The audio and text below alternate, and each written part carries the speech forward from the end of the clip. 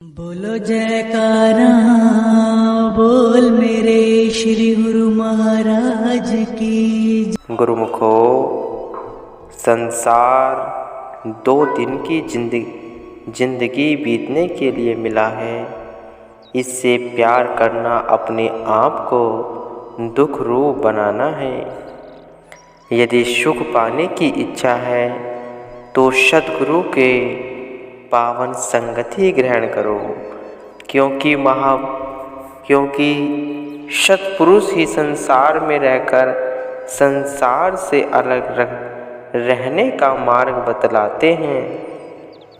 वे स्वयं संसार में रहते हुए भी संसार में न्यारे होते हैं और प्रत्येक जीव को संसार से न्यारे तथा सुखी रहने की युक्ति बताते हैं।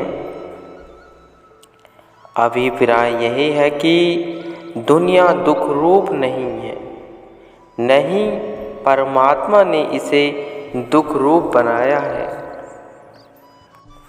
परंतु हमारा मन ही सुख दुख का कारण बनता है। परमात्मा ने परस्पर प्रेम से रहने के लिए संबंधी दिए, शारीरिक सुख ऐश्वर्य के लिए रसोभोग बनाए तथा भिन्न भिन्न प्रकार की सृष्टि को रचाकर मनुष्य के लिए शारीरिक आवश्यकताओं की पूर्ति तथा प्रमोद का साधन बनाया। परंतु मनुष्य ने इन सब को अपना समझ लिया, इस अपने तत्व से उसी दुखी कर दिया। उदाहरण थे, मिट्टी से कुम्हार ने बर्तन बनाए, उस कुम्हार के घर के चाहे सारे बर्तन टूट जाएं, परंतु किसी के मन में दुख का तनिक भी आभास न होगा। केवल कुम्हार ही दुख अनुभव करेगा। उन्हीं बर्तनों में से एक बर्तन कोई व्यक्ति खरीद कर अपने घर ले आए और उसके हाथ से गिरकर वह बर्तन टूट जाए तो वह व्यक्ति भी दुख अनुभव करेगा। बस वास्तविक रहस्य यही है कि दुख का जब तक अपनत्व की भावना नहीं आए तब तक सुखी है। अपना तत्व की भावना आते ही सुख दुख के रूप में बदल जाता है। ऐसे ही संसार के सभी पदार्थ मनुष्य के अपने नहीं हैं, परंतु मनुष्य ने उन्हें अपना मान लिया है, तभी दुख पाता है। संत महापुरुष ही उपदेश करते हैं कि संसार में युक्ति से रहो, किसी भी वस्तु या संबंधी में अपना दिल न अटकाओ। न ही मालिक ने सृष्टि दिल लगाने के लिए पैदा की है। युक्ति से मुक्ति होती है, युक्ति से वह दुनिया सुख रूप हो जाती है। गुरुमुख और मनमुख दोनों ही संसार में रहते हैं, किंतु दोनों की विचारधारा भिन्न भिन्न होती है। मनमुख ने अपने मन को गुरु माना हुआ होता है और दिन रात मन की आज्ञा का पालन करता है, और माया में लिप्त जीवों का मन ही गुरु है। जो मन का कहना मानते हैं वे मनमुख हैं। 84 लाख योनियों भी मन का कहना मानने पर मिलती हैं। वे लोग मन का कहना मानकर नरकों का सामान एकत्र कर रहे हैं, परंतु जो गुरुमुख होते हैं वे सद्गुरु की आज्ञा वह श्री मौज अनुसार सब काम करते हैं। गुरुमुख पुरुष मन की बिल्कुल भी परवाह न करते, क्योंकि मन का कहना मानने से हानि ही हानि है और यह हानि साधारण नहीं। मनुष्य से सांप गाय गधा घोड़ा बन जाता कितना बड़ा नुकसान है, इस प्रत्येक जीव नहीं समझ सकता। संत महापुरुषों की दृष्टि में इसके बार अन्य कोई नुकसान नहीं। सर्वसाधारण जीव मन की गुलामी से नहीं निकल सकते, लेकिन गुरुमुखों को इस बात की समझ आ गई है, अतः वे स्वयं को मन एवं काम क्रोध मोह लोभ तथा अहंकार आदि की गुलामी से बचा लेते हैं।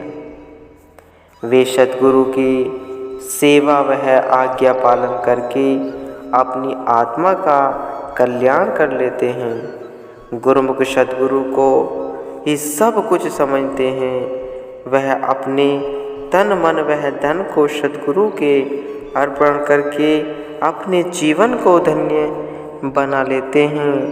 इस प्रकार ही गुरुमुखों के अनेकों प्रमाण इतिहास में मिलते हैं, जिन्होंने मनमति को त्याग कर सद्गुरु की आज्ञा का पालन किया और पूरा जीवन सद्गुरु सेवा में व्यतीत किया। यही ठीक है कि इसमें कुछ शारीरिक सुखों वह मन की भांति का बलिदान करना पड़ता है, लेकिन परिणाम इसका बहुत अच्छा होता है।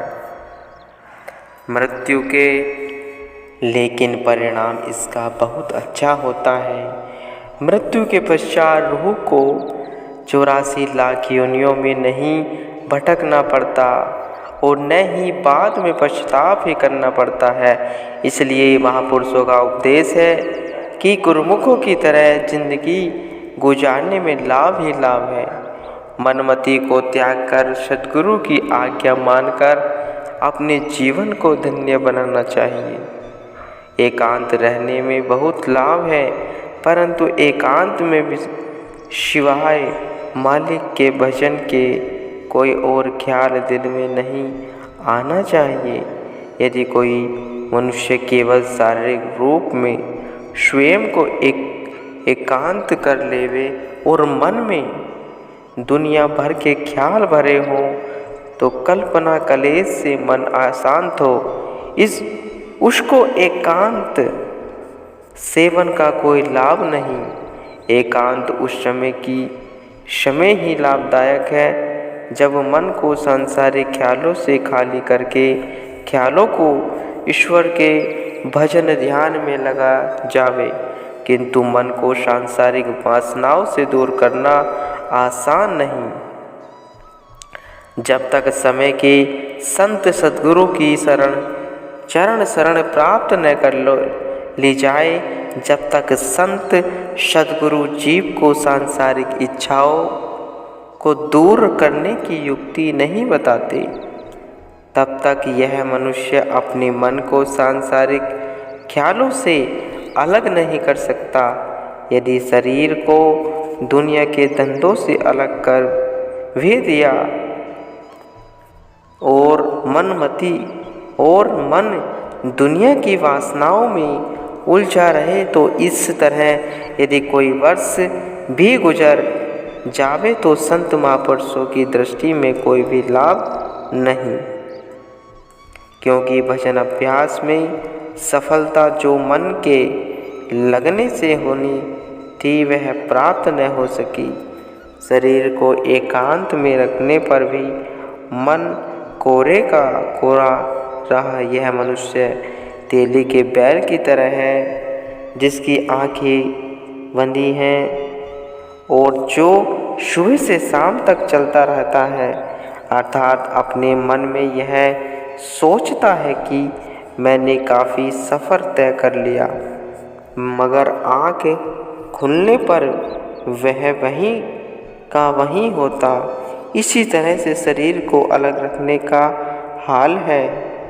मन के अंदर सांसारिक ख्याल भरे हुए होने पर कभी भी शांति एवं आनंद की प्राप्ति नहीं हो सकती। शरीर को एकांत रखने का मतलब यही होता है कि शांति की प्राप्ति हो। दुनिया में सुखों को त्याग कर प्रसन्न होना एवं दुखों को त्याग कर दुखी होना, यह मन का स्वभाव है। शरीर का दुख सुख से कोई मतलब नहीं। यह मेरा है, यह तेरा है, यह सब मन का ही मनोत है। इसलिए जब तक मन को हर्ष शोक से मेरे तेरे से दूर न कर लिया जाए, तब तक शरीर को एकांतवास करने पर भी शांति वह आनंद का मिलना कठिन है। इसलिए संत महापुरुषों की चरण शरण में जाकर मन को सांसारिक विषय वासनाओं से अलग करने का तरीका सीखना चाहिए। तब शरीर एकांत में रहने पर मन भी एकांत पसंद करेगा। यदि शरीर से संसार का कोई काम कर भी लिया जावे तो भी मन कमल के फूल की तरह संसार की इच्छाओं से अलग रह जाता है। और वास्तव में एकांत का यही मतलब है।